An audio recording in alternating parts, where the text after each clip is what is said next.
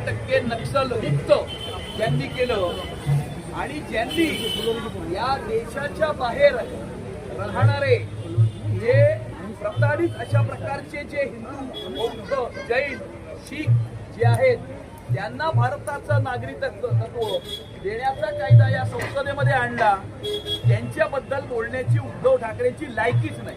आज त्यांना वंदन करण्यासाठी लोक ठिकठिकाणी अशा प्रकारे कार्यक्रम करत आहेत। आम्ही सुद्धा कुर्ला विधानसभेच्या वतीने महाराष्ट्र नवनिर्माण सेनेच्या वतीने आज अण्णाभाऊ साठे यांना वंदन करण्याकरता या ठिकाणी उपस्थित होतो। आज खऱ्या अर्थाने अण्णाभाऊ साठे हवे होते, कारण देशामध्ये आणि महाराष्ट्रामध्ये जी परिस्थिती सुरू आहे, आज त्यांच्या काव्याची त्यांच्या शायरीची या महाराष्ट्राला आणि या नालायक नेत्यांना गरज आहे। आज या ठिकाणावरून मी जास्त काही बोलणार नाही, परंतु त्यांची आज फार आठवण येते, त्यांच्या विचारांची आठवण येते। त्यांच्या त्या विचारांमधून संयुक्त महाराष्ट्राचा लढा आज उभा राहिला होता आणि त्यामध्ये त्यांचा मोलाचा वाटा होता।